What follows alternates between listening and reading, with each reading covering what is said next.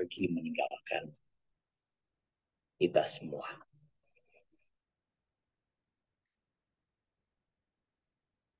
Bagi para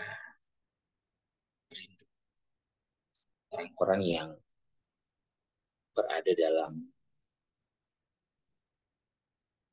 kondisi pencinta,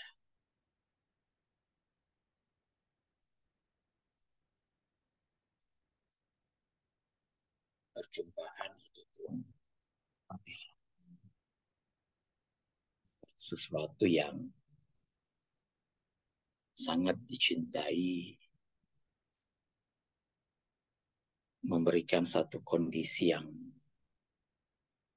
sangat luar biasa di dalam jiwa orang tersebut.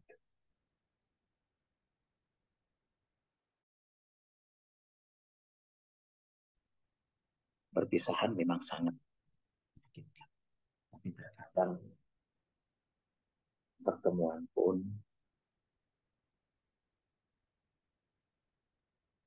memberikan satu hal yang mungkin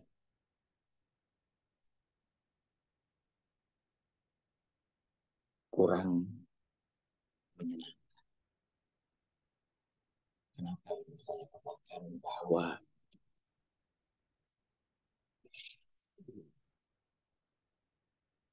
yang memberikan gelora semangat dalam hidup seseorang itu terkadang ketika dia berada dalam kondisi di antara dua hal itu.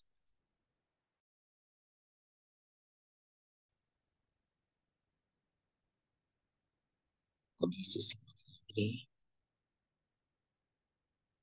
ini memberikan sebuah semangat kehidupan dalam jiwa seseorang.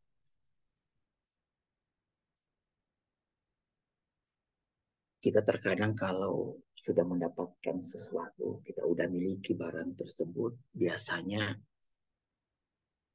semangat itu langsung kendor, langsung hilang. Terkadang seperti itu. Orang kalau sudah berada di puncak, apalagi yang mau dia.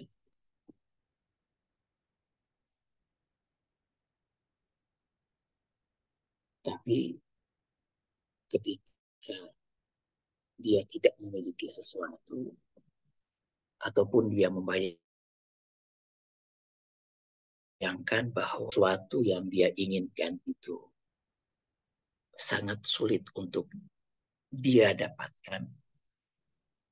Ini juga pada akhirnya membuat seseorang itu tidak bisa melakukan apapun juga. Ya ada. Karena apa yang mau diinginkan? Apa yang mau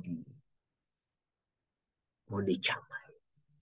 Ketika sesuatu tersebut tidak ada. Tidak pernah bisa dibayangkan. Nggak bisa diraih ataupun nggak akan ada gerak. Tidak akan ada suluk. Tidak akan ada perjalanan. Makanya dikatakan bahwa kehidupan itu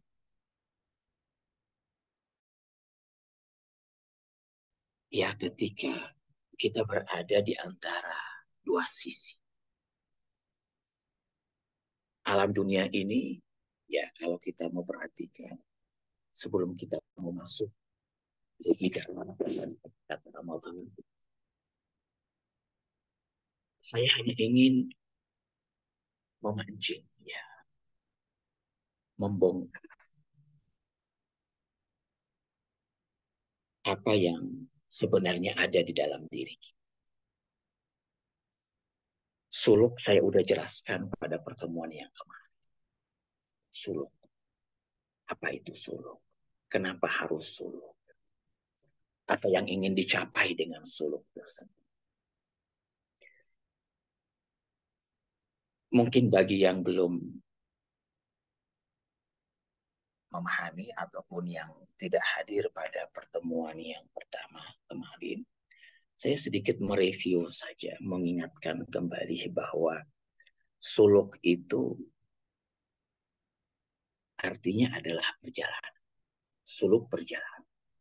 Dan perjalanan di sini berhubungan dengan batin kita, dengan hakikat aslinya kita, hakikat yang berhubungan langsung dengan siapa diri kita yang sebenarnya. Itu suluk. Jadi identik dengan hal-hal yang bersifat maknawi spiritual.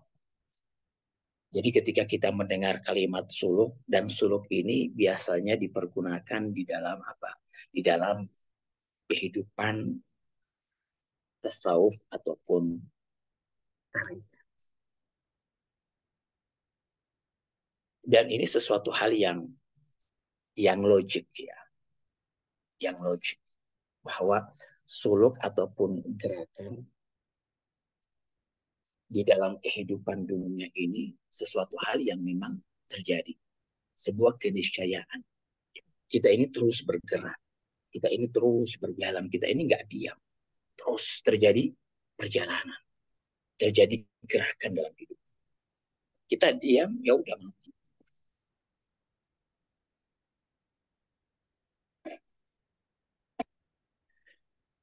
Dan itu terjadi di alam batin, di alam hati kita. Hanya sekarang pada detik ini, hakikat perjalanan itu kita tidak rasa. Dan sepertinya kita tidak menginginkan itu lagi. Perjalanan itu kita tidak inginkan. Sedangkan perjalanan itu sesuatu hal yang memang harus terjadi. Makanya nanti ketika orang sudah sampai pada akhir, ketika dianya meninggal, kan baru dia sadar. Kenapa? Karena memang terjadi perjalanan. Tidak ada sesuatu yang terjadi tiba-tiba. Di alam dunia ini nggak ada sesuatu yang terjadi tiba-tiba. Sudfa, sekonyong-konyong itu nggak ada. Makanya di alam spiritual itu nggak ada sesuatu hal yang bersifat kebetulan. Karena kebetulan itu sesuatu yang terjadi mendadak. Nggak ada itu. Tapi semuanya berproses, terjadi perlahan-lahan. Jadi apa yang menimpa kita sekarang ini, itu sebenarnya sesuatu hal yang memang sedang terjadi sebelumnya. Hari ini itu hanya apa? Itu hanya penampakan dari apa yang sedang terjadi sebelumnya. Menampakkan wujudnya. Menzahirkan hal yang batin. Di alam batin itu terjadi. Di alam maknawi itu terjadi. Gerakan itu terjadi. Itu terjadi. Makanya kalau kita sekarang tiba-tiba sakit, jangan Anda anggap bahwa itu terjadi baru sekarang. Enggak. Sudah terjadi sebelumnya itu. Hanya saja hari ini tiba-tibanya itu hanya sebuah apa? Sebuah penampakan. Sesuatu hal yang tersembunyi tadi. Seperti itu. Jadi suluk ini sesuatu hal yang memang harus jadi gaya hidup kita. Terus menjadi keinginan kita itu suluk. Sebab nggak mungkin mustahil. Mustahil loh. Mustahil. Bagi orang yang ingin mencapai sesuatu. Apalagi berkeinginan untuk dekat dengan. Kalau memang itu keinginan kita, cita-cita kita, harapan kita. Maka tidak ada yang bisa kita lakukan. Selain kemudian kita melakukan. Dan masuk dalam kehidupan suluk.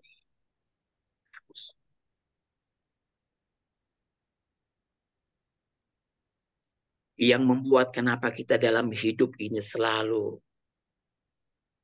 tidak bahagia, selalu tertekan, susah, stres, frustasi. Karena memang kita selalu melihat bahwa segala sesuatu itu stabil. Dan memang harus stabil, itu pandangan kita. Sedangkan alam dunia ini memustahilkan hal tersebut. Tidak ada. Kestabilan itu hanya ada di alam mana? Di alam malakut sana, di alam Tuhan sana. Kestabilan hanya ada di alam rububiyah, di alam ketuhanan. Sedangkan di alam kita, di alam seorang hamba, ubudiyah itu enggak ada. Ubudiyah, penghambaan, ya, ibadah identik dengan apa? Identik dengan gerak. Jadi ketika kita katakan bahwa kita menghamba beribadah, artinya apa? Artinya kita sedang bergerak. Kita bukan sedang diam. Hanya ini kesalahan kita di dalam memahami makna apa? Makna ibadah. Ini kesalahan kita. Cara pandang kita.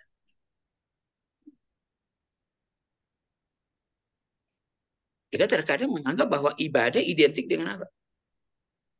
Nah, ini. Ibadah identik dengan apa? Identik dengan kestabilan. Identik dengan ketetapan. Identik dengan kepastian. Itu. Makanya kalau misalnya ya sekarang ini, kenapa kita sering mengeluh, kita protes apa segala macam, kita sudah melakukan ibadah, tapi kemudian apa? Kemudian ternyata kita melihat bahwa hidup kita itu nggak seindah seperti apa yang kita inginkan dan kita bayangkan. Sebab di dalam ibadah kita selalu menginginkan apa? Kita selalu menginginkan adanya kestabilan.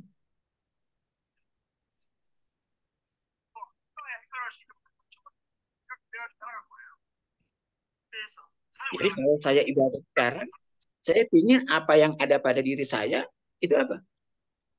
Itu nggak hancur, nggak binasa. Terus ada. Ya itu nggak mungkin. Ya bakalan bisa.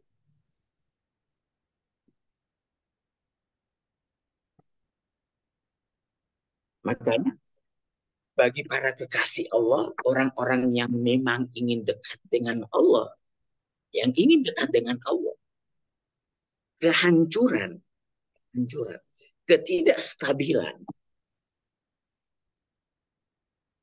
kebinasaan,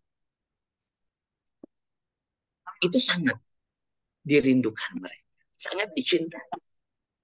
Berbeda dengan kita. Bagi mereka kehancuran, itu apa? Itu sangat membahagiakan.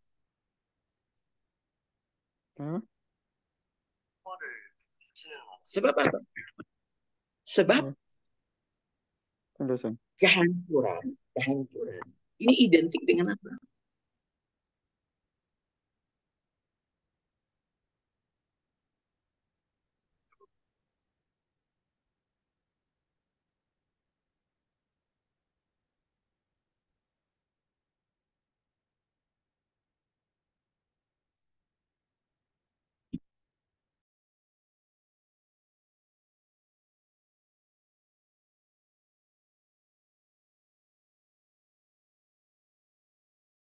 Seperti itu. Makanya dalam hidupnya orang-orang yang benar-benar ya benar-benar menginginkan Tuhannya itu penderitaan, penderitaan. Bukan lagi sesuatu hal yang apa? Sesuatu hal yang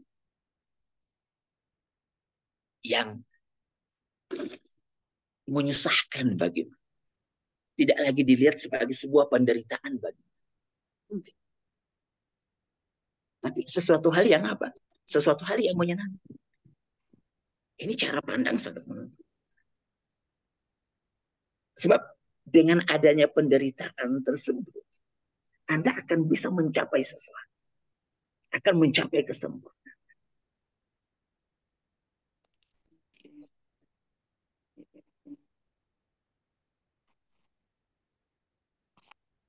Sebab yang sekarang ini ada dalam diri kita, ya, alam dunia identik dengan apa?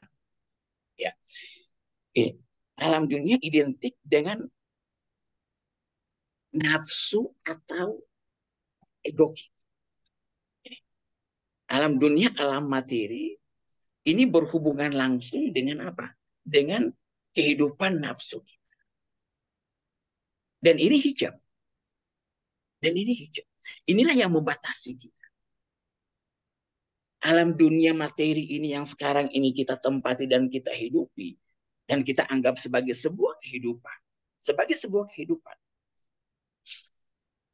Sebenarnya ini sebuah apa? Ini sebuah hijab.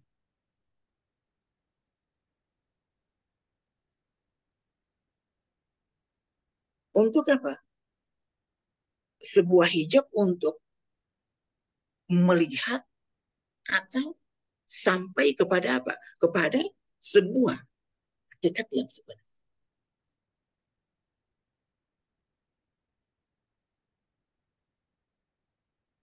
Makanya kenapa kita di sini disuruh untuk apa? Untuk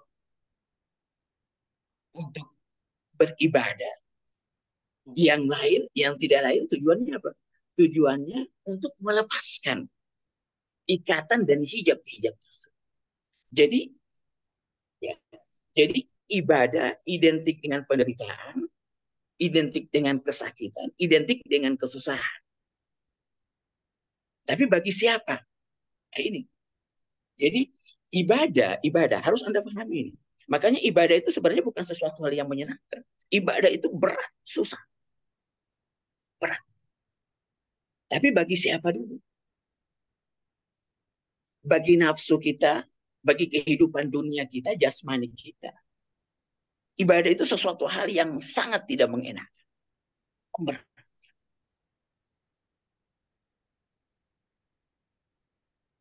Itu bagi apa?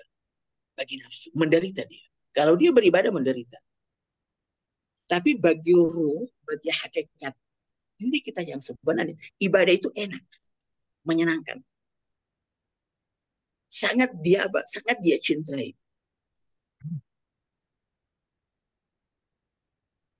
Makanya antara apa?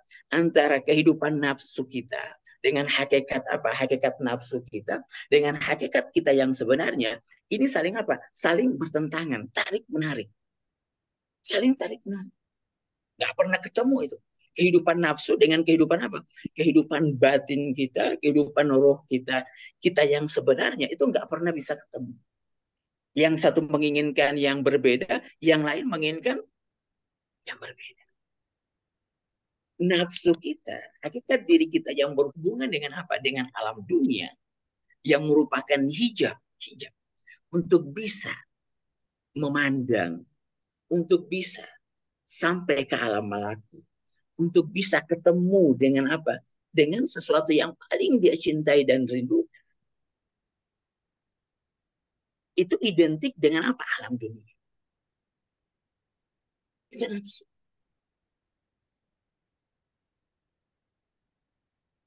Sedangkan ruh itu yang diinginkan, cita-citanya dia hanya Allah. Bagaimana dia bisa ketemu dengan Allah? Bagaimana dia bisa apa? Bisa kembali ke dalam kehidupan dia yang sebelum. Itu aja cita-citanya. Makanya di dalam hadis dikatakan apa? Seorang mukmin itu laisa lil mukmini rahim. Seorang mukmin itu tidak bahagia, tidak senang, tidak gembira selain apa? Selain dianya bisa ketemu dengan Tuhan. Selain dia bisa apa? Bisa kembali. Itu saja keinginannya dia. Jadi bukan kehidupan dunia ini.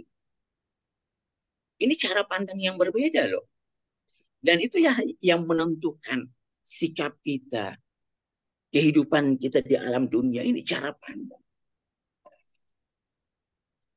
Kalau kehidupan jasmani, nafsu kita yang lebih dominan, yang menguasai pikiran kita, cara pandang kita, maka kehidupan kita pun akan seperti itu. Semua apa yang kita lakukan, sikap kita, gaya hidup kita, tingkah laku kita, cara berpikir kita, semua ditentukan oleh cara pandang. Dari mana sumbernya? Karena semuanya adalah kehidupan nafsu,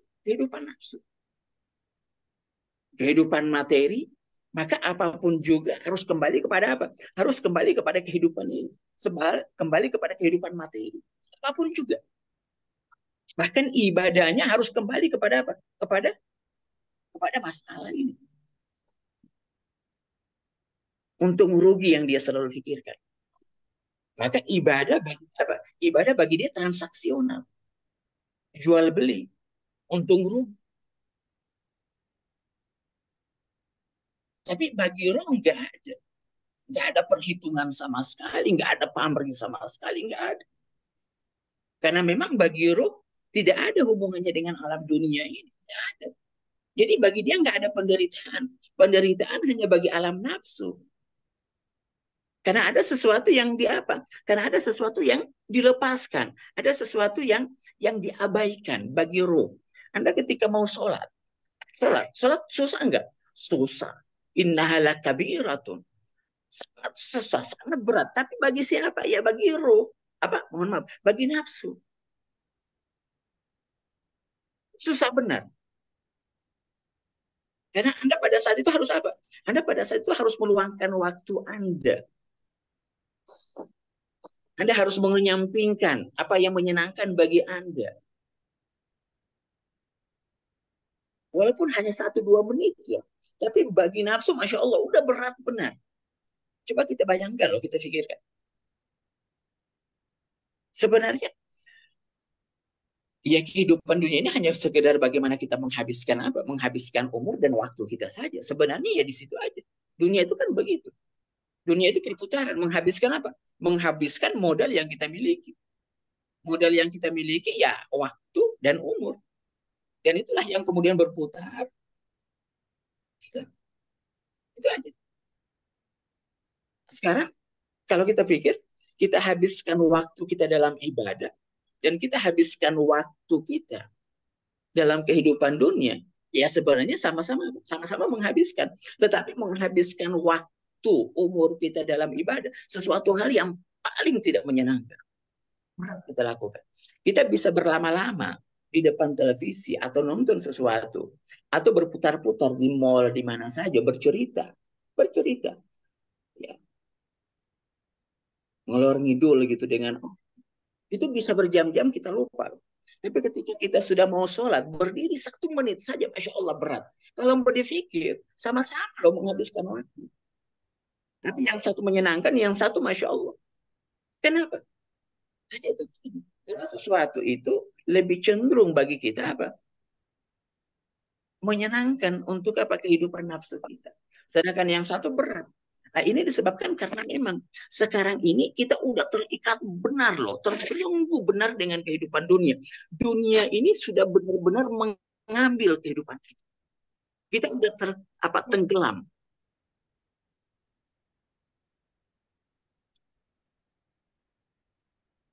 Kita udah masuk ke dalam kehidupan dunia sehingga sangat sulit untuk keluar. Makanya alam dunia ini, materi, itu kan identik dengan apa? Dengan alam lumpur. Tanah, diciptakan dari tanah. Dan sifat tanah liat, ya lumpur, bukan tanah yang bersifat apa? Keras, enggak. Tapi disebutkan bahwa jasmani dunia ini diciptakan dari tanah liat. Sesuatu yang punya unsur air. Jadi ketika apa sesuatu dimasukkan ke sana, dia akan apa? Dia nggak akan tinggal di dalam, dia akan jatuh ke bawah, akan diisap. Nah, dunia itu seperti itu, dunia itu akan mengisap kita. Nafsu itu seperti itu, akan mengisap kita, akan mengambil seluruh yang kita miliki, sampai kita benar-benar apa? Sampai kita benar-benar muflis, sampai benar-benar kita itu orang yang merugi. Itu sifat dunia. Dia ambil semua yang paling berharga. Karena dunia itu juga nggak mau merugi, nafsu juga nggak mau merugi. Dia ambil apa yang kita miliki. Penderitaan bagi alam apa? Bagi alam. Dan itu bukan hakikat kita yang sebenarnya. Bukan. Sebab kalau itu hakikat kita yang sebenarnya, itu akan abadi.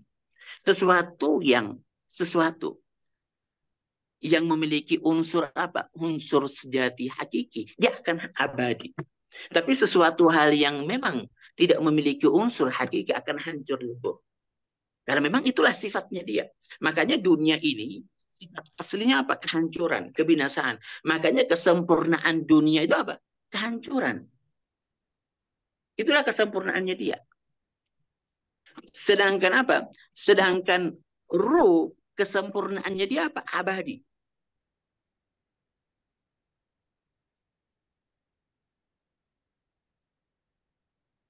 Nah, sekarang ruhnya kita, sifat hakikatnya kita ini ditutupi oleh apa? Oleh materi. Udah tertutupi, kita udah diapain? Kita udah benar-benar terikat, udah benar-benar tenggelam, diambil seluruh kehidupan kita oleh kehidupan apa? Kehidupan dunia. Maka apa? Maka Allah memerintahkan kepada kita untuk melepaskan itu semua. Melepaskan itu semua. Diutus Ramadan. Diutus Ramadan. Tanggal. Jadi Ramadan ini ya, dari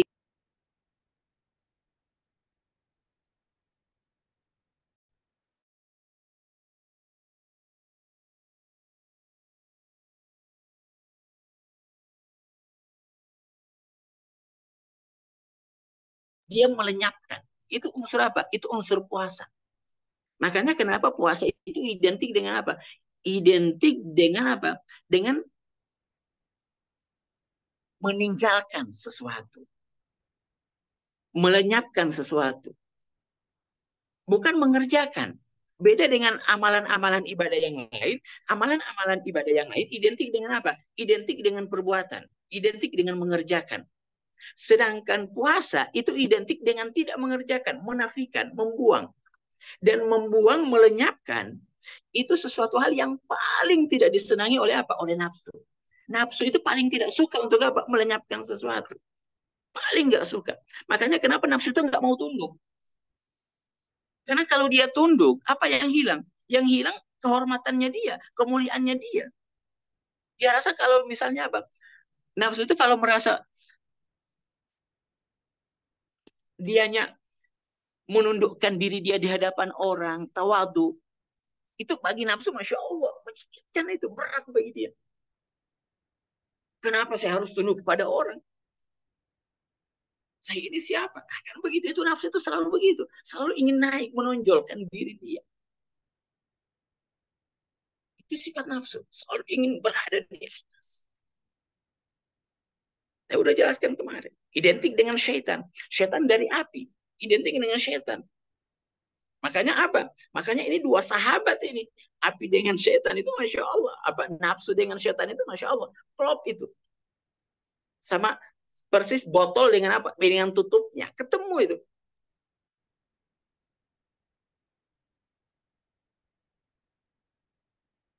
Nah, puasa itu identik dengan apa? Sesuatu yang tidak disenangi oleh nafsu.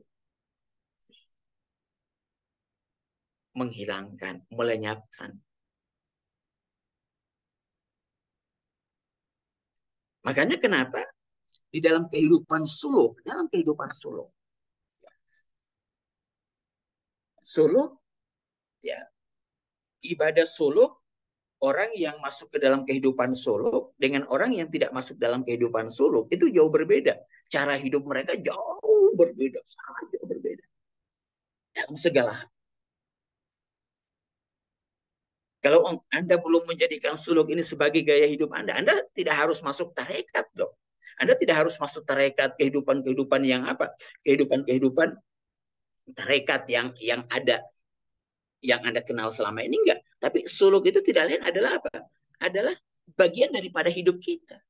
Suluk, kehidupan suluk. Dan di dalam suluk itu kalau Anda sudah masuk dalam kehidupan suluk, bagian daripada apa? Bagian daripada suluk, cara berpikir Anda, cara berpikir suluk, cara berpikir Anda, cara apa?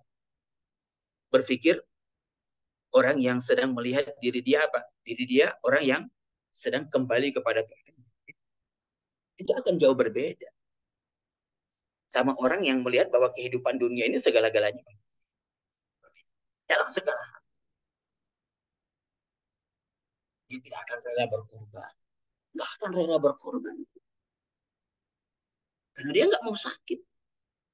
Dia harus lihat dulu ada gantinya nggak.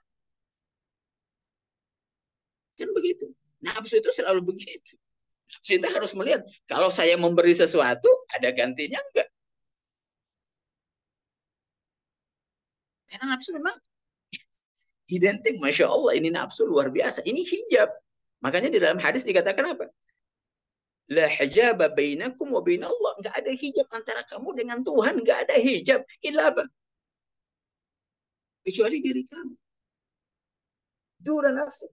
Kecuali apa? Diri kamu sendiri. Kita inilah hijab, hijab kita dengan Allah. Diri kita. Bukan yang lain-lain. Enggak ada itu. Yang lain-lain itu semuanya di luar. Yang hijab itu yang ada dalam diri kita.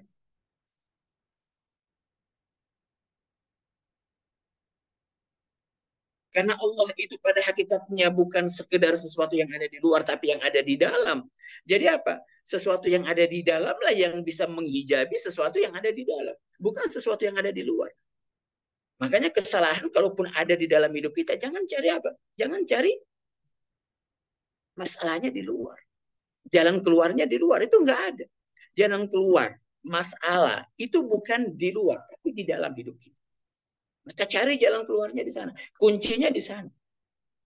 Makanya dikatakan bahwa ketika ada masalah kuncinya ada, ya iya memang. Dan untuk mencari apa? Mencari kunci dari masalah kita, itu apa? Itu ketika kita kembali ke dalam diri kita. Di sana yang kamu bisa temukan, bukan di luar. Kamu tidak akan temukan sesuatu di luar, enggak ada. Sebab di luar itu apa? Di luar itu semuanya delusi, fata morgana. Fata morgana. Hakikatnya kita. Yang ada di luar itu tampilan, proyeksi apa yang ada dalam diri kita. Pikiran kita yang membentuk itu semua terkadang. Kan begitu. Kekuatan pikiran misalnya kalau dalam bahasa apa? Kalau dalam bahasa orang-orang yang ilmiah lah, orang yang bersandar pada pengetahuan, mereka menggunakan istilah kekuatan apa? Kekuatan pikiran. Tapi bagi orang-orang yang bersandar kepada Allah, di dalam tasawuf misalnya, dalam suluk, bukan kekuatan pikiran. Tapi kekuatan apa? Kekuatan kalb. Di sana kita berbicara tentang hati. Sebab hati identik dengan apa? Identik dengan roh. Sedangkan pikiran identik dengan nafsu. Ini dua hal yang berbeda. Jadi alatnya nafsu itu pikiran. Sedangkan alat ruh hati. Makanya Allah itu bertajalli di mana? Allah itu bertajalli di hati manusia. Sedangkan syaitan itu bertajalli di mana? Bertajalli di pikiran, di khayal. Di sana itu syaitan. Menghayal yang macam-macam. Kan begitu kita. Makanya kenapa kehidupan kita ini nggak pernah tenang, nggak pernah asyik kita dalam menjalani kehidupan? Ya karena memang banyak khayal. Orang berbuat gini kita menghayal, kita pikirin macam-macam. Kita sudah berprasangka buruk sama orang. Itu udahnya iblis dan ini yang menghijabi kita. Bagaimana kita mau dekat dengan Allah? Kalau kemudian apa? Ini menguasai hidup kita, khayal kita menguasai hidup kita, iblis menguasai hidup kita. Ini kabut. Ini semuanya kabut. Fata Morgana, delusi semuanya. Nggak ada itu, nggak ada. Kamu aja yang mau lihat bahwa ini ada semua. Kamu lihat di sana ada hambatan. Kamu lihat di sana ada apa? Ada hijab. Kamu lihat di sana ada mara bahaya. Tapi sebenarnya nggak ada itu semua. Persangkaannya kamu saja. Kita kan terkadang itu. Sudah berpikir duluan. Oh nanti begini, nanti begitu. Dipanggil sama bos. Baru dipanggil sama bos, kamu datang ke sini. Kita nggak tahu masalahnya kita dipanggil sama bos apa, kita nggak tahu. Tapi kemudian kita sudah mulai berpikir macam-macam. Wah, apa? Kita cari itu, kita mulai kembali flashback, kembali ke belakang, berpikir macam-macam. Lama kita di situ. Udah takut, udah gemetar, keringat dingin. Ada apa ya? Kenapa ya? Ternyata ketika kita ketemu sama bos, bicara sama bos, bos bilang apa? Nih, ada uang untuk kamu. Oh, Masya Allah. Coba kita udah habis waktunya kita berpikir macam-macam, udah gemetaran takut. Ternyata apa? Sekian detik kita ketemu sama bos, dapat uang lagi. Coba. Nah ini kan kehidupan yang terkadang apa? Mengganggu kita. Itu dunia materi. Nafsu itu. Dan itu kalau misalnya Anda yang sudah pernah berangkat umroh, ya, pernah berangkat umroh, rahasia Safa wal Marwah itu. Safa wal Marwah itu ya di situ. Yang Siti Hajar mencari air antara baina Safa wal Marwah. Dia temukan air enggak? Enggak. Dia lihat aja ada air di sana. Dia berada di mana? Dia berada di sisi apa? Berada di Baitullah. Dia lihat ke Safa, ada air.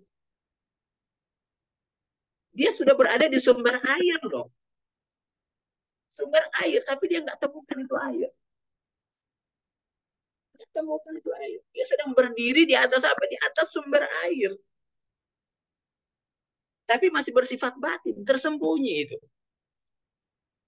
Air kebahagiaanmu itu ada di situ. Kamu sedang berdiri di situ. Kamu sedang apa? Kamu sedang memegangnya. Kamu sedang memilikinya. Tapi kamu tidak merasa memiliki itu. Kamu cari di luar. Kamu melihat di luar. Oh mungkin di tangan seseorang. Oh mungkin di tangan si fulan. Kan begitu kita. Itu nafsu. Nafsu itu selalu apa? Selalu menyuruh kita keluar. Cari itu keluar. Semuanya ke sana.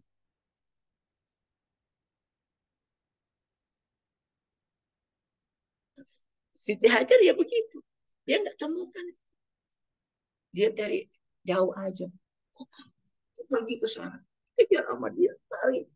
Masya Allah. Safa itu terlalu apa? Safa tinggi benar. Dengan itu gunung-gunung itu. Bebatuan. Dikejar di sana. Cari. Oh mungkin di sana kebahagiaan saya. Oh mungkin di sana ketenangan saya. Waktu dia habiskan. Semua yang dia miliki dia buang. Sesuatu yang paling dia cintai dia buang. Keluarga, waktumu, umurmu, kamu buang untuk mengejar itu semua. Kamu pikir, oh inilah yang saya apa, yang membuat saya bahagia. Sampai di Safa, ya Allah, enggak ada ya Allah, enggak ada itu. Dia memandang ke Marwah. Lihat, enggak ada juga.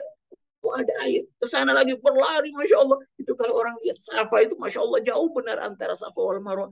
Dia berlari ke sana. Dia buang waktu.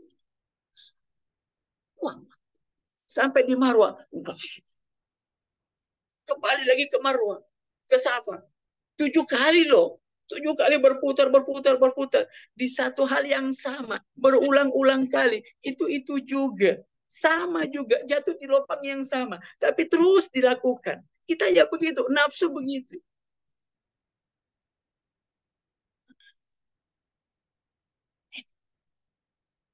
Tapi pada akhirnya dia nggak temukan.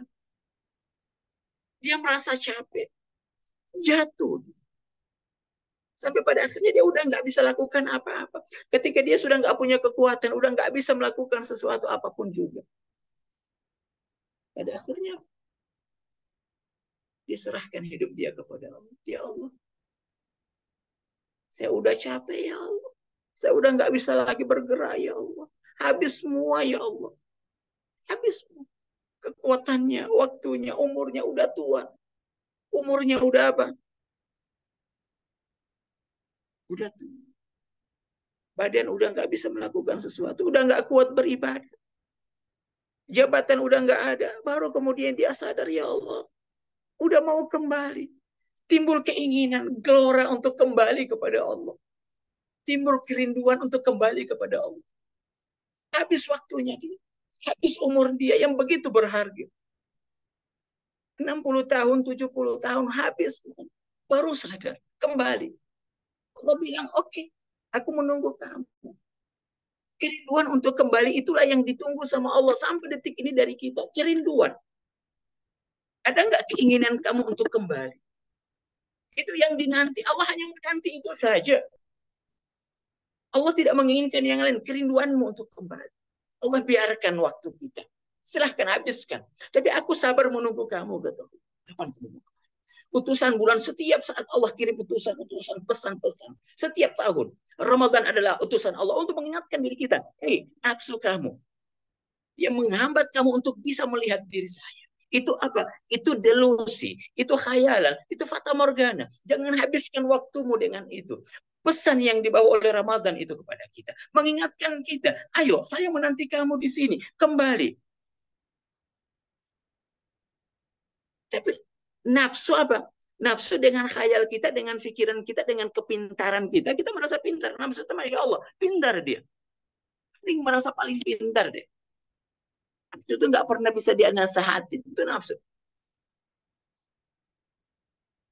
Nafsu itu bisa dibilang apa? Bisa bilang sota. So tahu itu nafsu. Merasa tahu segala-galanya. Nggak bisa diingatkan. Diberi pesan sama Allah. Diingatkan sama Allah. Nggak bisa. Nanti kalau dia sudah nggak bisa lakukan apa-apa, udah buntu, baru dia sadar. Itu nafsu. Nafsu itu di terakhir baru menyesal. Itu nafsu. Tiba-tiba ketika kita sudah berada di ujung apa? Di ujung akhir dari hidup kita, baru kita sadar. Itu nafsu. Rabir nih. Ya Allah kembalikan saya di ujung loh. Ketika malaikat maut udah datang di hadapan kita, udah mengulurkan tangannya, baru Rabbir nih ya Allah. Sedangkan pesannya Allah itu datang. Ramadan. Mengingatkan kita, itu tugas Ramadan. Bukan tugas puasa. Puasa bukan untuk itu. Apa? Mohon maaf. Itu tugas Ramadan. Puasa. Bukan tugasnya apa? Bukan tugasnya sholat. Bukan tugasnya zakat. Enggak. Ramadan utusan Allah. Untuk mengingatkan kita. Seakan-akan Ramadan itu apa? Ramadan itu sedang membawa semacam rekaman. Kan Ramadan itu dari sisi Allah dia. Dia bawa rekaman apa? Rekaman tentang kehidupan kita sebelum kita turun ke alam dunia. Dia bawa itu. Itu pesan itu yang dibawa sama Ramadan. Nih, bawa sama hambaku. Ini, perlihatkan. Kalau diingatkan, nggak bisa. Harus dilihat langsung. Harus dilihat langsung. Dipesanin dari jauh, diingatkan, diteriakin. Nafsu nggak ingat dia. Kenapa? Sumun, bukmun, umyun. Dia tuli, dia bisu, dia nggak melihat. Nggak. Itu nafsu. Sumun, bukmun. Walakad zara'na di jahannam. Al-Quran bilang, lakad zara'na, walakad zara'na di jahannam. Banyak Allah apa? Allah masukkan di dalam neraka itu apa? Para manusia dan jin. Kenapa? Karena mereka apa? Punya telinga, nggak bisa mendengar. Nggak bisa mendengar. Punya mata, nggak melihat. Punya hati, tapi apa? Tidak memahami sesuatu. Nggak ada yang dirasakan. Kenapa? Karena Allah bilang, karena kehidupan mereka apa? Kehidupan nafsu, kehidupan hewaninya. Hanya mencari kelezatan, kenikmatan. Itu saja yang mereka inginkan. Kelezatan, mengumbar hawa nafsu mereka. Menginginkan ini itu. Menumpuk, menumpuk, menumpuk. Semuanya ditumpuk. Mau berbuka puasa, semuanya ditaruh di atas apa? Di atas meja makannya. Udah ada es buah, ada jalan kote, ada apa lagi? Semuanya ditaruh. Pas makan, hanya secuil, udah kenyang. Udah nggak bisa dimakan. Mubazir. Coba lihat, di puasa kita mubazir loh.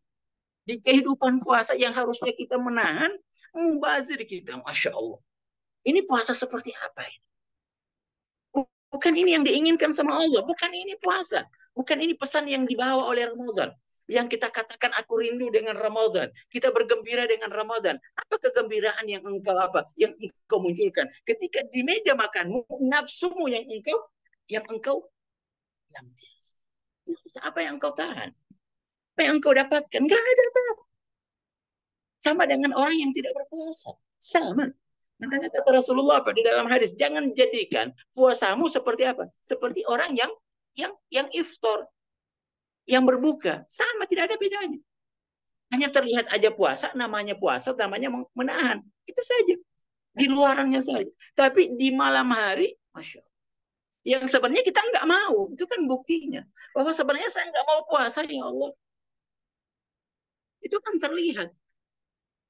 Seandainya memang kita itu benar-benar ingin puasa, pada saat kita bisa melakukan sesuatu, kita tahan. Bukan pada saat kita nggak bisa melakukan sesuatu. Ya wajar kalau Anda di saat nggak bisa melakukan sesuatu, Anda nggak melakukan sesuatu. Wajar. Bukan sesuatu hal yang istimewa, luar biasa. Tapi ketika Anda bisa melakukan sesuatu, lalu Anda nggak melakukan sesuatu, baru istimewa. Luar.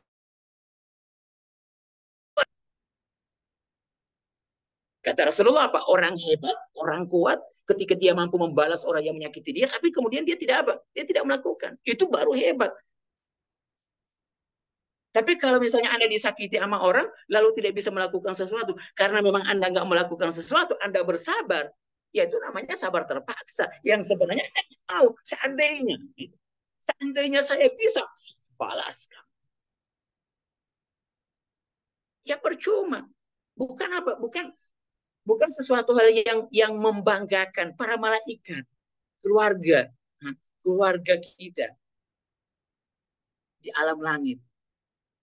Keluarga kita itu bukan di sini loh, keluarga kita itu di sana. Para malaikat keluarga kita yang mau nanti kita di sana. Tapi kita lupakan keluarga kita yang ada di alam langit di sana. Kita asyik dengan sahabat-sahabat yang ada di sini. Sedangkan kita lupakan dengan apa? Dengan sahabat-sahabat langit kita, dengan sahabat-sahabat malakut kita. Di sini kamu, ini alam kamu, bukan ini. Ini kamu akan tinggalkan. Ini akan melupakan kamu. Ada masanya ini. Ada waktunya. Sedangkan alam malakut nggak pernah ada waktunya. Mereka selalu menanti. Memanggil diri kita. Merindukan kita. Keluarga malakut kita, keluarga batin kita itu Masya Allah. Merindukan kedatangan kita. Karena memang itu rumah kita. Asal kita. Rindu mereka. Menginginkan kita. Bahkan Allah pun memanggil. Irji'i. Irji'i kembali. Tapi tidak ada apa? Tidak ada jawaban dari kita. Tidak ada labbaik. Labbaik ya Allah. Nggak ada.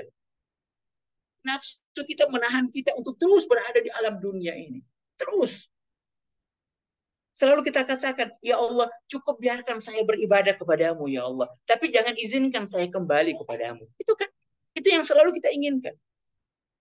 Kestabilan di alam dunia. Kehidupan nafsu yang kita inginkan. Sedangkan Allah bilang apa? Bukan itu yang saya inginkan dari kamu. Saya nggak butuh salatmu. Saya nggak butuh puasamu. Saya nggak butuh zakatmu. Yang saya inginkan kedatanganmu. Jadi puasa, zakat, umroh, tapi tidak melahirkan keinginan untuk datang, bagi Allah sia-sia. Ibadah harus apa? Harus mengeluarkan keinginan kita untuk kembali. Jadi ibadah di dalam suluk apa? Identik dengan kembali. Kerinduan untuk kembali, keinginan untuk kembali. Itu harus ada. Jadi ketika Anda berpuasa, ketika Anda berdiri sholat, di atas saja ada. Yang dinantikan di situ apa? Kerinduanmu untuk kembali. Ada enggak? Tunggu. Kan begitu. Ramadan ya seperti itu. Ramadan sedang akan membawa kita ini. Ini markab. Ini burak kita, burak kita. Ini pesawat kita. Untuk kita naik. Menuju kepada Allah. Menuju kepada Allah. Ke alam malakut. Kita akan lewati itu langit 1, langit 2. Kita akan ketemu dengan malaikat-malaikat. Dengan arwah-arwah yang sudah ada di sana sebelumnya. Kita akan ketemu dengan mereka. Tapi nggak ada kerinduan itu kepada kita. Karena memang kita nggak tahu hakikat kita siapa. Kita nggak tahu. Suluk bukan menjadi gaya hidup kita. Makanya kenapa Ramadan harus menjadi suluk. Ramadan harus menjadi suluk. Sholat harus menjadi suluk. Zakat harus menjadi suluk. Jadi kita harus lihat. Semua adalah sarana untuk kembali. Semua adalah sarana. Semua. Media ke sana. Bukan untuk sholat itu sendiri. Bukan untuk puasa itu sendiri. Kalau kamu jadikan bahwa tujuan hidup kamu adalah sholat, tujuan hidup kamu adalah puasa, salah. Puasa bukan untuk puasa, zakat bukan untuk puasa, bukan untuk zakat, umroh bukan untuk umroh. Kalau semuanya itu hanya untuk itu, maka apa? Itu akan kehidupan nafsu lagi, nafsu lagi. Karena pada akhirnya apa? Akan memunculkan apa? Akan memunculkan stres, frustasi, marah-marah. Udah mau sholat, Allahu Akbar. Sudah mau sholat, anak nangis.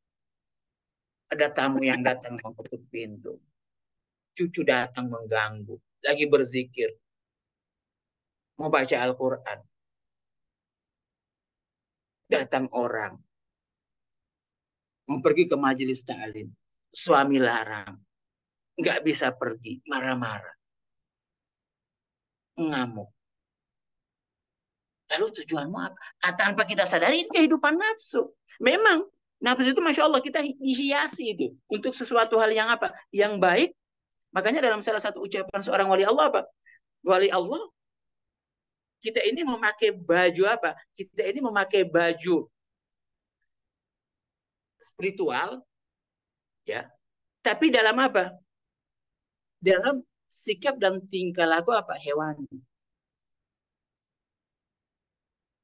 Kita tutupin itu. Kita tutupin dengan baju-baju apa? Hakikat diri kita yang sifatnya hewani ini, yang sifatnya nafsu ini, kita tutup itu dengan baju-baju apa? Baju-baju sholat. Ditutupin. Zakat, puasa. Tapi di dalamnya apa? Di dalamnya itu nafsu hewani yang sedang menunggu kapan dia mau lahir keluar. Itu, itu aja yang terjadi. Makanya ketika dia terganggu dalam sholatnya dia, di dalam umroh dia marah dia, ngamuk. Kan banyak orang yang kayak gitu. Yang harusnya nggak harus terima nafsu apa kalau memang tujuanmu ibadah ibadah apa tunduk, jadi tunduk melihat semua yang terjadi adalah apa, adalah keinginan Allah. Kamu ingin ketemu dengan Allah, berarti apa juga yang terjadi jalan kamu untuk menuju kepada Allah. Nah, tujuannya Ramadan itu pesan yang sedang dibawa oleh Ramadan, tapi kita tidak sedang melihat pesan itu. Dia membawa rekaman. Allahu Akbar. Dia rekam kehidupan kita yang dulu. Ketika kita sedang berada di sana. Kehidupan surgawi. Kehidupan bersama-sama dengan Allah.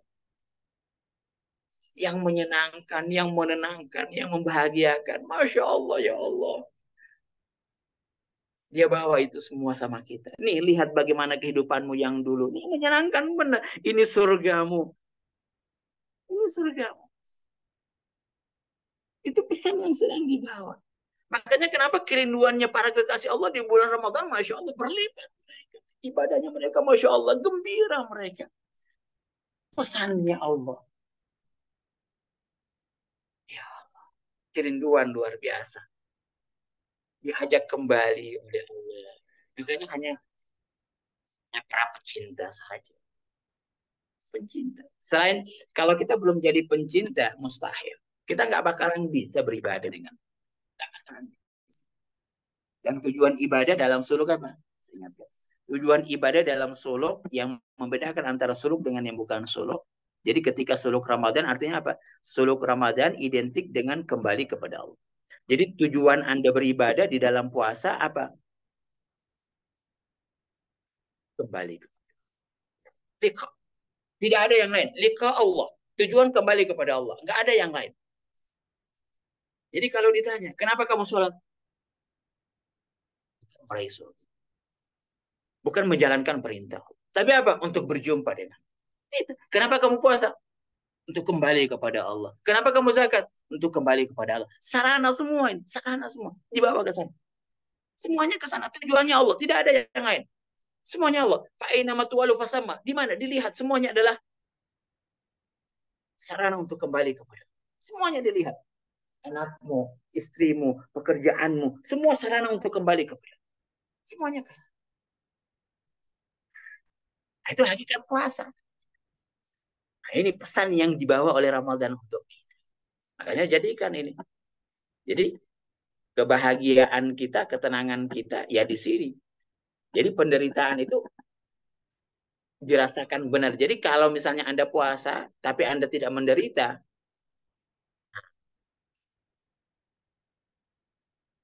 ada dua hal itu. Ada dua hal. Apakah memang kita sudah sampai pada tingkat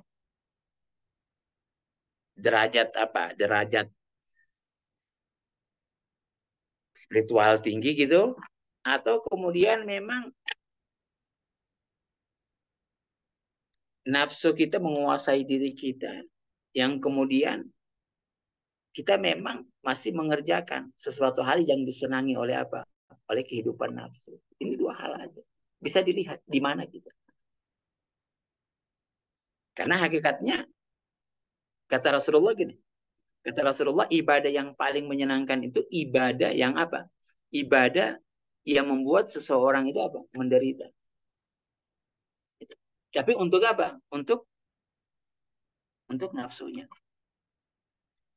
Jadi nafsu itu dibuat menderita itu. Menderita nafsu. Salat malam. Terus. Makanya ya saya tutup ya. Ya mungkin kalau pertanyaan nanti bisa bertanya. Jadi nanti insya Allah kita akan sambung lagi di kesempatan lain. Jadi saya tutup dengan satu ungkapan dari siapa? Dari Sayyidah Maryam, ibu dari Nabi Isa. Ketika di dalam hadis itu dikatakan ketika ibu beliau meninggal, Nabi Isa itu membangunkan kembali, menghidupkan kembali ibu beliau. Kemudian ditanya, pada satu ditanya kepada ibu beliau, amalan apa yang paling Anda cinta? Kata ibu beliau, amalan yang paling aku cintai itu berpuasa. Di panas, di puncak panas terik.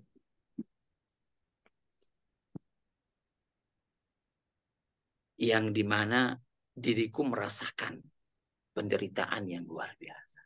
Itu yang aku ingin.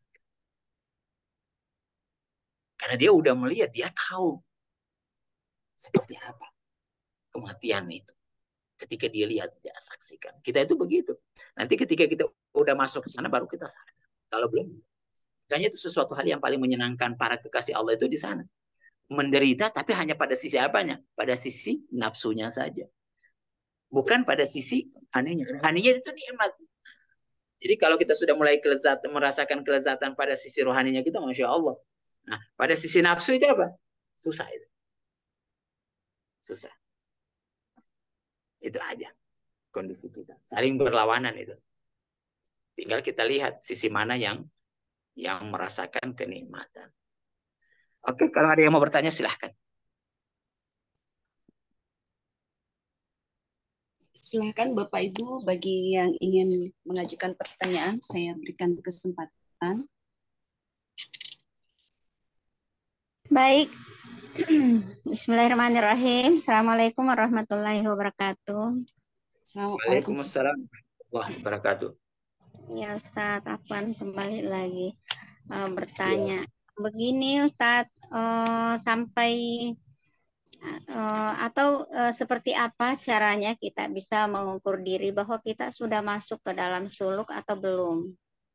Yang kedua, apakah ketika kita beribadah memang sudah bisa terbebas dari nafsu atau bagaimana? Jangan-jangan kita juga dalam beribadah dilandasi oleh nafsu. Wallahu alam. Saya kira itu yang saya tanyakan Ustaz. Sebelumnya saya ucapkan terima kasih. Assalamualaikum warahmatullahi wabarakatuh. Memang benar Ibu, terkadang tanpa kita sadari ya, tanpa disadari. Karena nafsu itu paling pintar. Dianya menutupi diri. Dia itu seperti bunglon. Dia bisa merubah diri, merubah warna. Dia ikutin kondisi, itu nafsu. Jadi mungkin terlihat memang kita ini Masya Allah, rajin ke masjid. Kita nggak tahu apakah ibadahnya kita sekarang ini yang rajin ke masjid, apakah dilandasi oleh apa? Oleh nafsu atau memang dilandasi oleh apa? Dilandasi oleh penghambaan kepada Allah. Itu sangat sulit untuk mendeteksi. Benar mendeteksi. Tidak mudah. Terkadang untuk bisa tahu ya, bisa paham itu, ya memang diperlukan apa? Diperlukan ujian. Harus ada ujian. Kita harus tahu dulu. Makanya kenapa ma'rifatun nafs, mengetahui tentang diri kita itu sangat penting. Di dalam suluk itu, di dalam suluk, ya, suluk yang paling penting itu ma'rifatun nafs. Harus diawali dulu tentang pengenalan diri. Diri kita yang mana? Dua hal. Diri kita yang berhubungan dengan apa? Diri ilusi, ya, diri fata morgananya kita, bukan hakikat bentukan diri kita, bentukan oleh alam fikir kita, ya. Dan apa? Dan diri kita yang sebenarnya. Atau yang disebut dengan roh. Ini berbeda. Jadi ada nafs. Nafs ini identik dengan apa? Identik dengan alam dunia. Ah, inilah yang apa? Yang diwajibkan untuk melakukan ibadah, sholat, apa segala macam. Itu di sini. Itu di sini. Pada kehidupan apa? Pada kehidupan jasmani. Ini yang harus ditekan. Kehidupan tanah ini harus kembali kepada unsur tanah. Dia harus turun. Dia nggak bisa naik. Ibadah itu tujuannya untuk itu. Ibadah itu tujuannya untuk menundukkan apa? Menundukkan unsur tanah.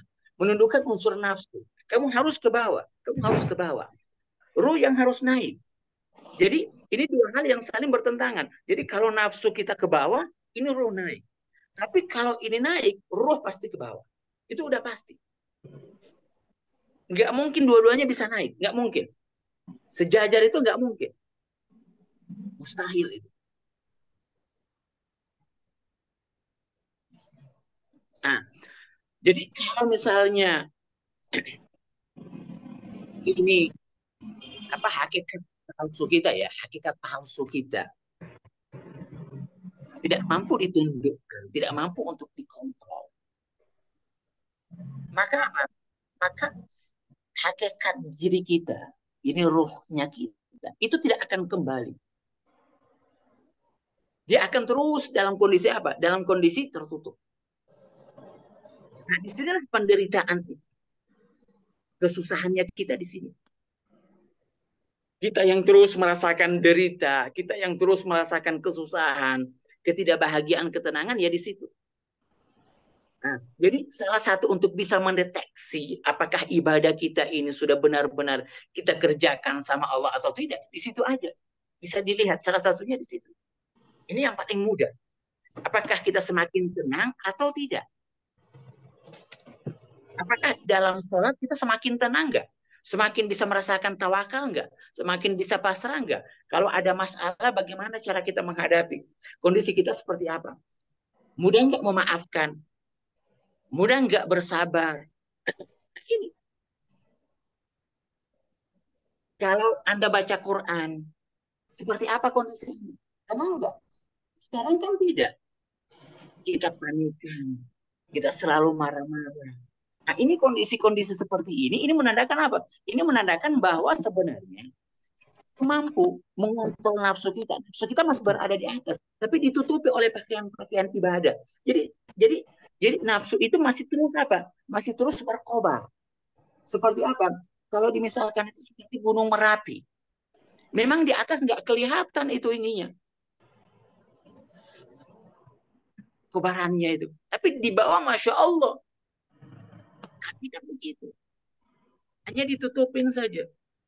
Luka ada. Tapi diplesterin. Ya, yang nggak bakalan sembuh itu luka. Malah tambah apa? Tambah bahaya loh. Luka yang belum dibersihkan secara total. Kemudian hanya diplesterin. Ini bisa infeksi. Nah, makanya orang yang apa? Orang yang beribadah. Orang rajin beribadah. Kemudian tidak diimbangi dengan tazkiyatun nafs. Tidak diimbangi dengan apa? Dengan pembersihan hawa nafsunya. Dengan diri dia itu tadi. Ini apa? Ini paling bahaya. Paling bahaya. Kenapa? Karena dia merasa baik. Dia merasa berada pada apa? Pada jalur ketuhanan. Diprotes. Ngamuk. Nah, itu kan banyak orang kayak gitu. Mudah marah, mudah emosi, merasa dia yang paling benar, mudah membunuh, mudah menyakiti orang. Tapi semua atas dasar agama. Semua atas dasar agama. Nggak mungkin mustahil. Antara apa? Menyakiti dengan apa? Dengan ibadah dekat sama Allah, itu nggak bakalan bisa nyambung. Kan ada. Nah, ini kadang-kadang kita tertipu. Bahaya ini.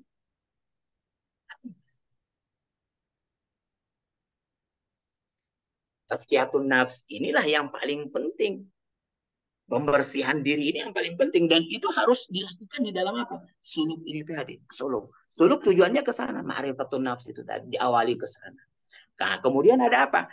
Ada aturannya. Apa-apa yang harus dilakukan. Ini dulu yang harus kamu lakukan. Itu disuluk itu. Itu diatur sedemikian rupa itu. Itu kalau Anda sudah masuk dalam suluk, Masya Allah. Ada aturan. Ini nggak bisa kamu lakukan. Terkadang kewajiban-kewajiban dalam suluk dan kewajiban-kewajiban orang yang tidak ada dalam suluk berbeda. Misalnya, bagi Rasulullah sholat malam itu wajib. Tapi bagi kita enggak, sunnah. Kenapa? Karena Rasulullah ikut suluk. Kehidupan suluk, kalau Anda sudah masuk dalam kehidupan suluk, sholat malam sudah wajib bagi Anda. Kalau Anda tidak lakukan, batal. Anda berbuat satu hal yang haram. Tapi bukan haram fikih, bukan haram syariat, tapi haram secara apa? Haram secara batini. Haram secara suluk. Karena ini menghambat diri Anda untuk dekat. Kenapa? Karena tujuan dalam suluk dekat sama Allah. Itu tujuannya. Jadi bukan sekedar ibadah. Bagaimana mau dekat? Bagaimana mau dekat? Jadi bisa saja sesuatu hal yang sepertinya baik. Jadi bisa saja menghambat kita untuk bisa dekat dengan Allah. Bisa. Nah, makanya untuk bisa mendeteksi ini terkadang apa? Terkadang sangat sulit. Apakah amalan-amalan baik saya ini bisa nggak mendekatkan diri saya sama Allah atau enggak? Itu paling berat. Antara saya ke majelis ta'lim. Saya mau ke majelis nih. Kemudian ada apa? Ada suami memanggil. Nah, ini dua hal yang terkadang sangat sulit untuk dipahami. Mana yang mau didahulukan? Ada orang sakit. Azan mau manggil. Mana yang harus didahulukan? Nah, ini terkadang sangat sulit untuk dipahami. Tidak mudah. Nah, makanya memahami ini, nafsu ini, berat. Terkadang tanpa kita sadari sebenarnya kita ini apa?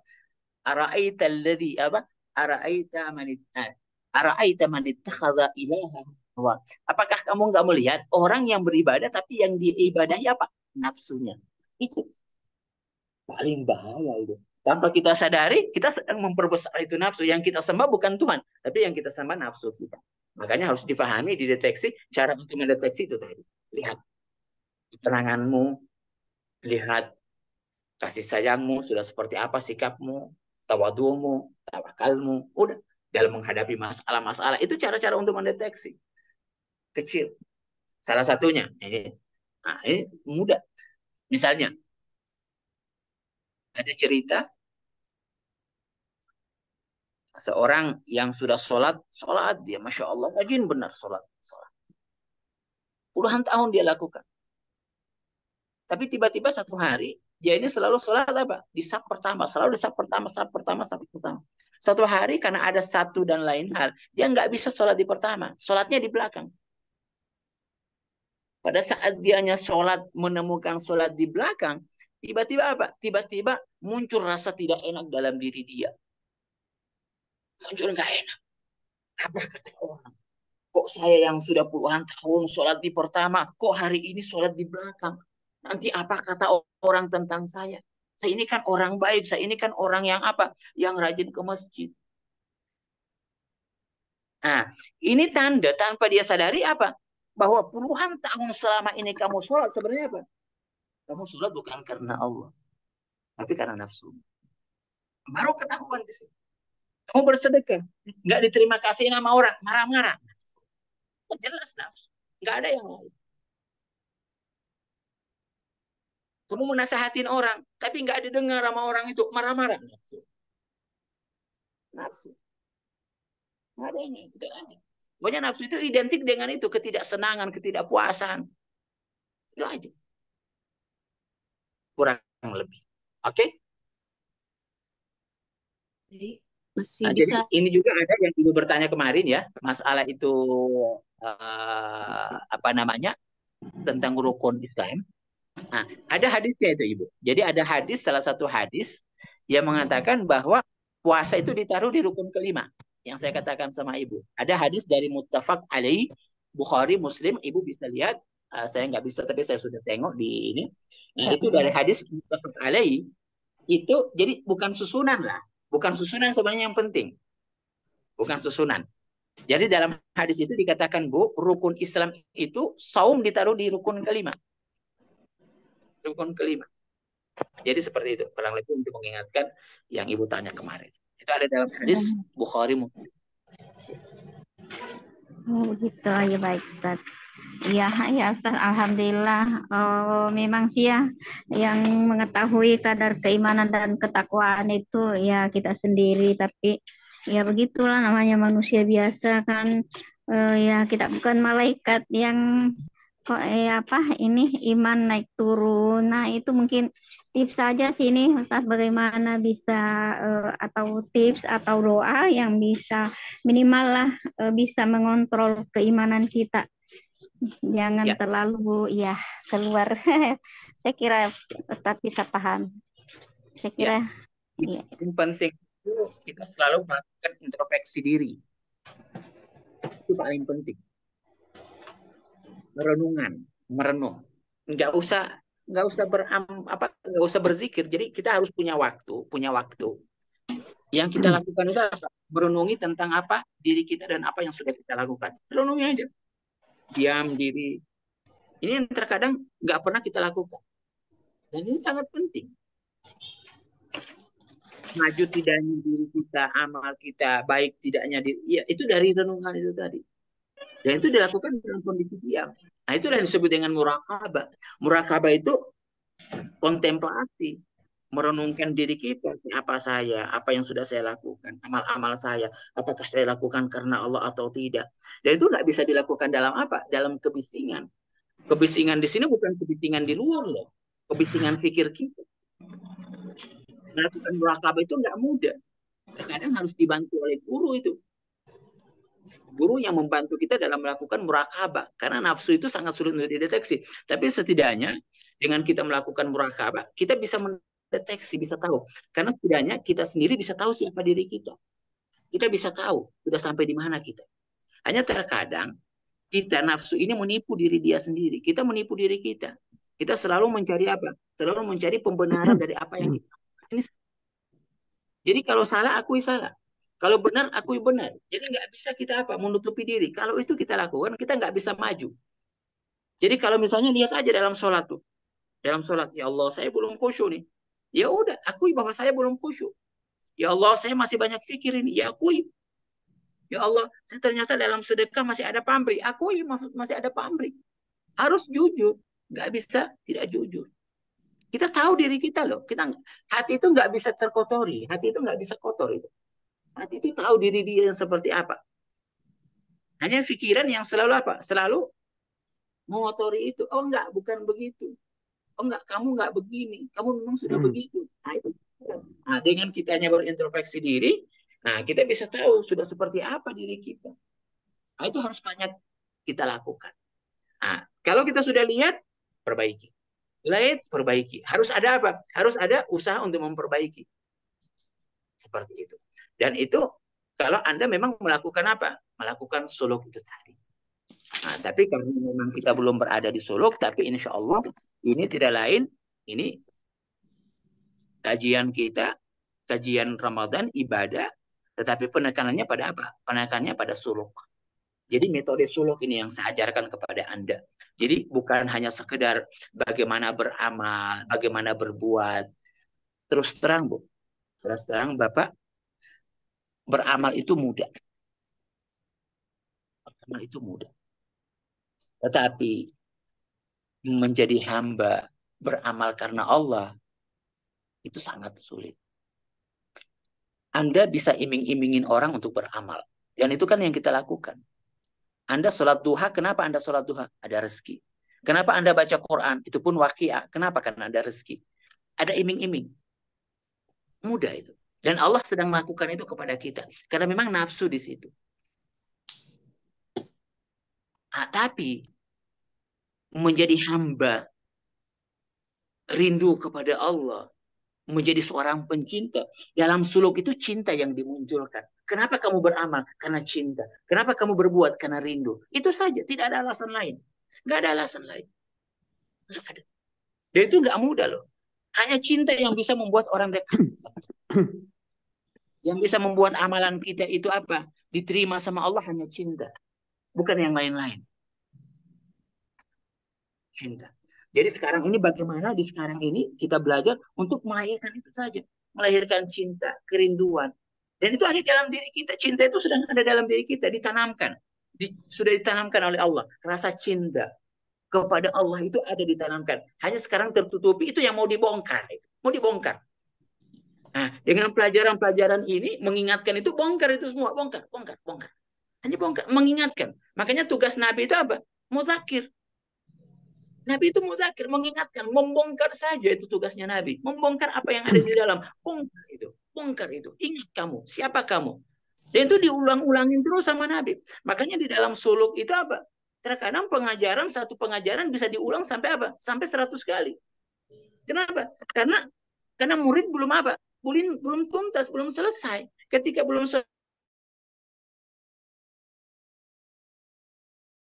buku, kalau Anda pindah kepada lembaran selanjutnya. Tapi kalau Anda hanya belajar pada teori istilah, Anda apa? Anda bagaimana berpikir mau apa? Menamatkan ini buku saja. Yang penting tamat. Kemudian apa? Kemudian mulai berbangga-bangga. Kan begitu khatam orang. Dia khatam, bagaimana dia berpikir khatam. Baca Quran nggak peduli. Selesai. Masya Allah. Alhamdulillah. Pasang status. Khatam saya hari ini selesai. Tuntas lagi. Masya Allah. Nah itu nafsu.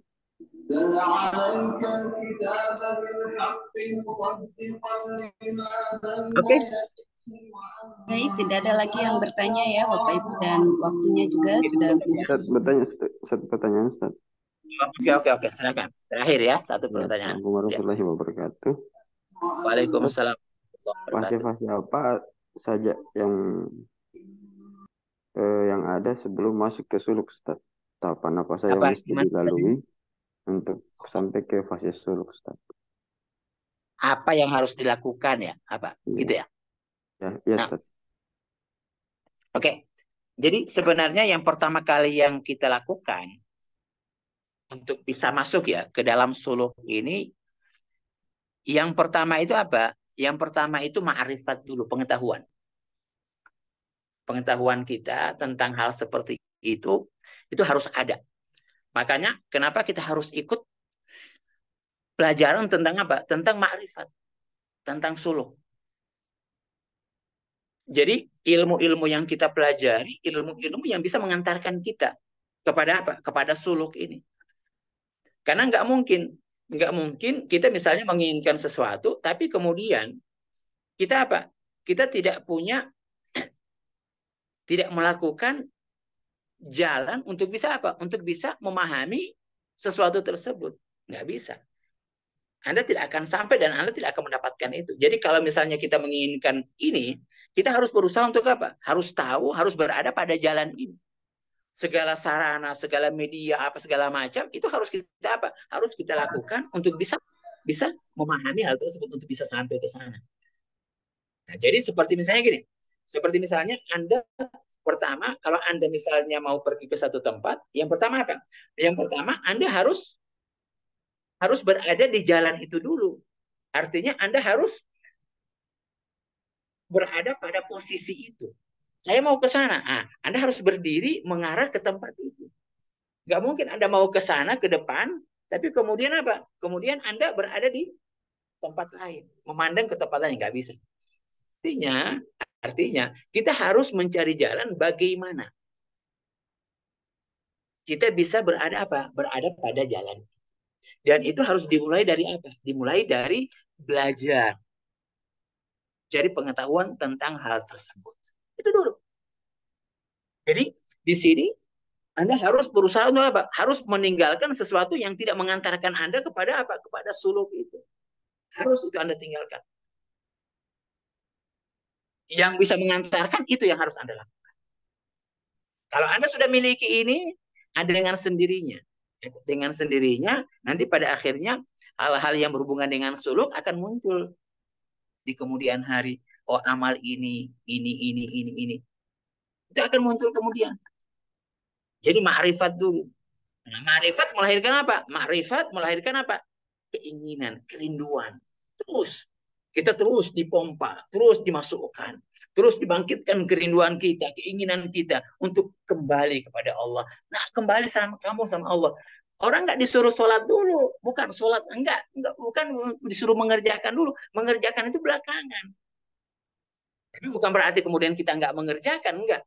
Pekerjaan kita pertama bukan pekerjaan yang sebenarnya. Itu hanya sekedar untuk apa? Menjatuhkan kewajiban saja. Tapi sebenarnya belum beramal. Nah, nanti kalau Anda sudah rindu, sudah punya keinginan, amal itu akan muncul sendiri. Anda sendiri yang mau kerjakan. Tidak diperintah loh. Tidak ada paksaan. Tidak ada paksaan. Mau Anda kerjakan. Kenapa? Karena saya udah mencintai itu. Sudah merindukan itu. Makanya di dalam suluk itu nggak ada paksaan. Nggak ada. Dia rindu. Karena dia udah tahu, ya Allah, saya ingin dekat dengan Allah. Saya udah ingin menyatu dengan Allah. Saya ingin ketemu dengan Allah. Saya ingin menatap. Saya ingin merasakan kehangatan Allah. Ketika itu sudah muncul pada diri orang itu, dia akan selalu mencari, ya Allah, apa jalan untuk bisa dekat denganmu? Sarana apa, ya Allah? Sarana apa? Puasa. Dia akan lakukan itu puasa. Karena puasa ini bisa mendekatkan saya kepadamu, ya Allah. Saya pasti akan berpuasa. Berpuasa kapan? Bukan hanya siang hari, ya Allah. Malam hari pun saya akan melakukan hal-hal yang bernilai puasa. Dia tetap menahan di sana. Makan ala kadarnya. Artinya puasanya tetap terus dia lakukan. Tapi bukan dalam bentuk puasa tidak menahan. Enggak. Menahannya itu dia lakukan. Dia menahan, tidak makan ini, tidak makan itu, tidak mengumbar makanannya di atas meja makan, tidak semuanya ada apa adanya. Itu puasa itu sebenarnya seperti yang saya sampaikan di grup, ditulis di grup. Sambil saya tutup ya cerita. Ada seorang tua yang dilihat sama anak muda berpuasa, kemudian ditegur sama anak muda tersebut, kenapa kamu nggak berpuasa? Kenapa kamu makan? Ini kan di Ramadan. Tua itu bilang, enggak, saya ini lagi berpuasa. Hanya saya makan dan minum.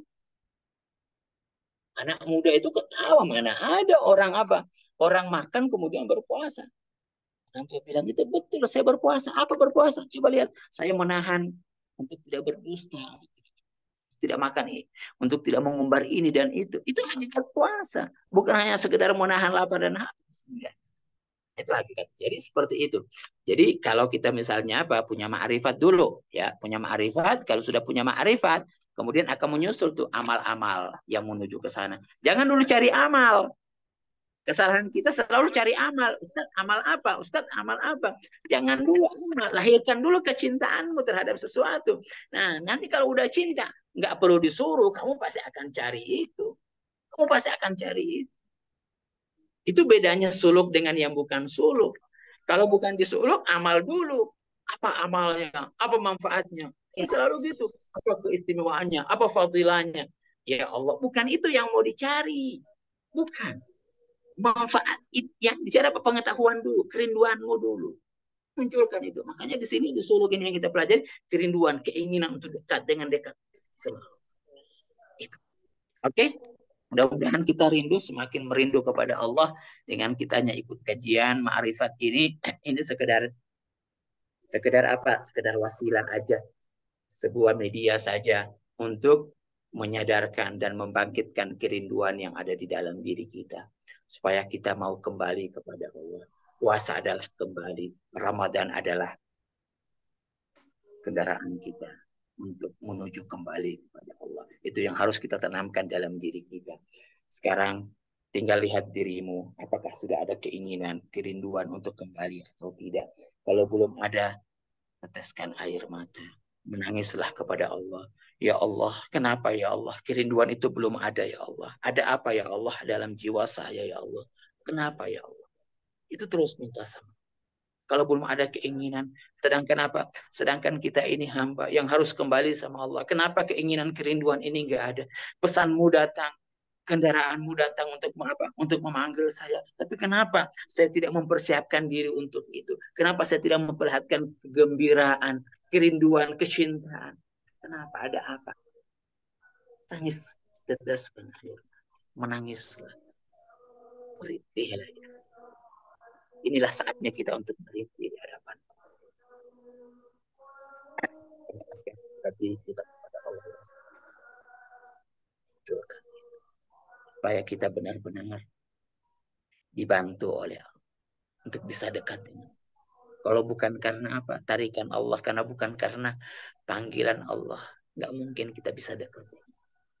Makanya terus ketuk pintunya Allah, panggil Allah, panggil. Terus panggil. Saya berdekat dengan saya mau cinta kepadamu ya Allah. Itu terus panggil, terus ketuk pintunya Allah. Dalam bentuk apa juga ketuk pintunya Allah. Jangan bosan ketuk pintunya Allah. Pada akhirnya suatu saat nanti Allah akan buka pintu itu. Allah akan buka hatimu untuk bisa mencintai Allah, untuk bisa datang kepada Allah. Sehingga kamu akan jatuh tersungkur di hadapan Allah. Idza dzukirallah, ketika nama Allah itu disebut, wajilat qulubuhum, hati mereka itu merindu, bergetar di hadapan Allah. Itu nanti akan muncul di hadapan. Kalau kita terus datang mengetuk pintu Allah dengan istighfar, dengan taubat, dengan permohonan ampun di hadapan Allah, maafkan saya ya Allah. Terus perlihatkan itu di hadapan. Menangis saja di hadapan. Rintis saja, maafkan saya ya Allah. Nanti Allah akan rubah itu. Allah akan hidayai kita. Allah itu yahdi man yasha. Allah akan hidayai kita. Allah akan panggil, dia rubah kita. Dia panggil kita. Tiba-tiba kita merasa ya Allah udah terbang menuju kepada Allah dengan bulan Ramadan. Oke, saya rasa demikian. Mudah-mudahan bermanfaat. Saya mohon maaf ya. Oke, kita tutup. Baik, terima kasih atas materi yang disampaikan kepada kami semua. Semoga membawa manfaat dan membawa perubahan dalam diri kita semua, dalam batin kita. Satu kesimpulan bahwa Ramadan ini membawa rekaman kehidupan manusia yang dulu pernah dirasakan di alam ketuhanan. Kehidupan yang menyenangkan, membahagiakan bagi manusia yang sekarang sudah terlupakan karena dunia. Maka Ramadan adalah pesan Allah mengajak kita, hambanya, untuk kembali kepadanya, untuk berjumpa dengannya, sebagaimana firman-Nya dalam surah Al-Kahfi, "Faman kana yarju liqa'a rabbih falyamal amalan salihan wa la yusyrik bi ibadati rabbih ahada." Maka barang siapa yang mengharap pertemuan dengan Tuhannya, maka hendaknya dia mengerjakan kebajikan dan janganlah dia mempersekutukan dengan sesuatu pun dalam beribadah kepada Tuhan. Terima kasih kepada para jamaah yang sudah bergabung. Terima kasih kepada Pak Ustadz. Mohon doanya Ustadz kepada kami semua agar kami bisa menggunakan Ramadan ini dengan baik. Terima kasih Bos. Kita tutup dengan ucapan hamdalah. Alhamdulillahirabbil alamin. Wabillahi taufiq wal hidayah. Wassalamualaikum warahmatullahi wabarakatuh. Waalaikumsalam. Waalaikumsalam. Ya, mohon pamit. Assalamualaikum Pak Ustadz. Waalaikumsalam. Waalaikumsalam.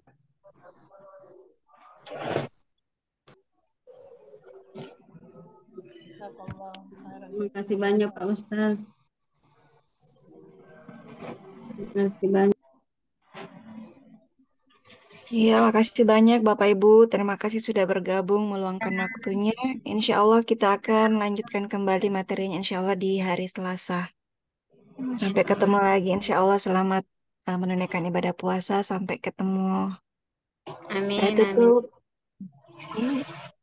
Assalamualaikum warahmatullahi wabarakatuh.